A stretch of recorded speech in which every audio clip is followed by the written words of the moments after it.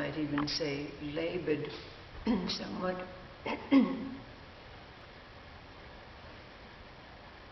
What is the answer to that which in various persuasions, like for the followers of Lao Tzu,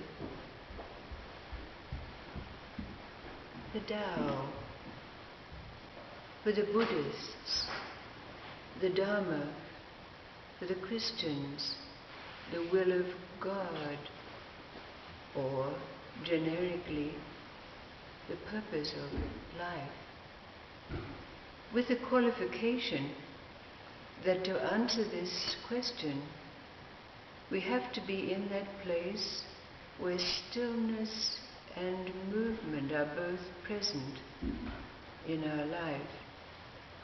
In other words, when we've come to a standstill inside, where we have nowhere to go with our mind, no movement that propels us,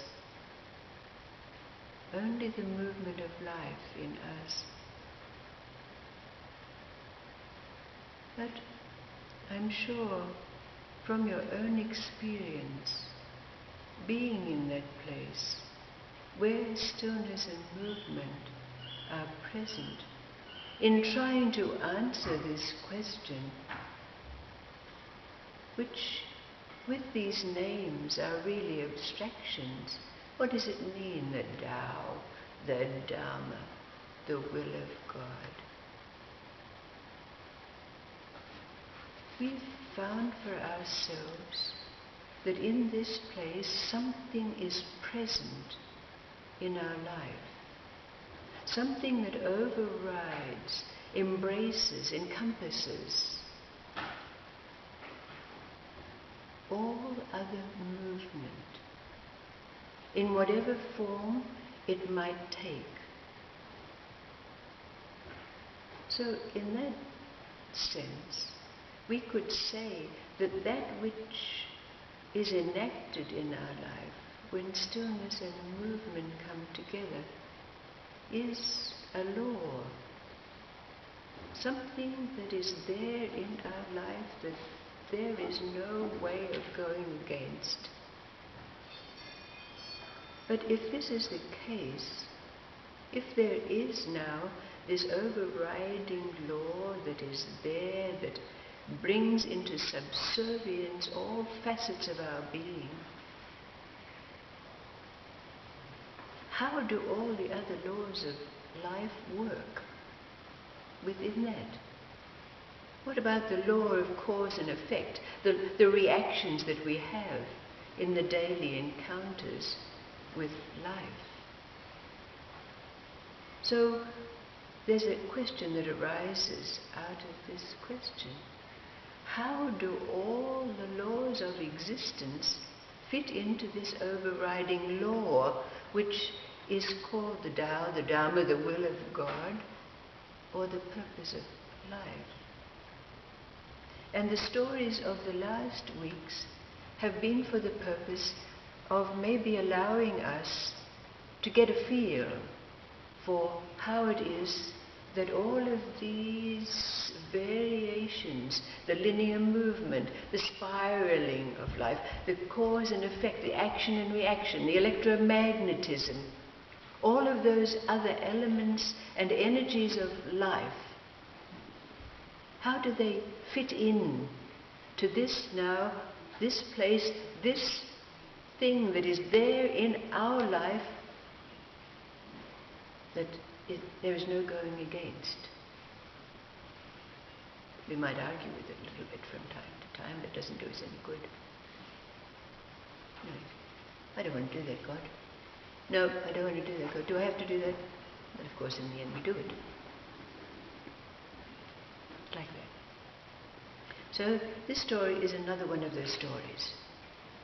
And let's see what it does for us in terms of allowing us to get a feel for how life works within that we've now become. Because we are that law.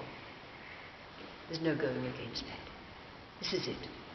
When stillness and movement meet, This is beingness. This is what it is. So there's no going against it. How does it all fit? Now, there was a young Jewish man by the name of Reuben. And Reuben was the son of a well-known rabbi. But his father had died. They were very, very close. So Reuben, wanting to follow in his father's footsteps, entered a rabbinical school and dedicated himself to learning the ways of the rabbi. But 3 years passed, and one night Reuben had a dream in which his father came to him and said, "Reuben, you have to go to the city of Koretz." Now, when Reuben woke up in the morning, he thought to himself, it was very clear. My father was right there. I could feel him. I spoke to him. But how can I leave my school? What will I tell my teachers? I can't tell my teachers that I'm going to follow a dream. But then the next night, his father came to him again. And this time his father not only told him that he had to go to Koretz, but he told him that he had to go at the time of the special festival of the new moon. So again, Reuben, in the daytime, had an argument in his mind about this. How can I leave what do I tell my teachers, and so forth and so on.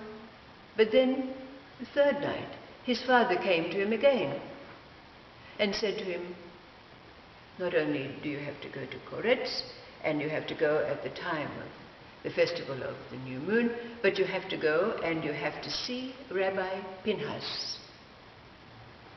Well, after this third dream, Reuben knew that there was no questioning this. He would have to do what it was that his father told him in the dream. So he decided to write a little note to his teachers, just saying that he had to go and find out about his heritage, which was a broad way. He couldn't say follow the dream.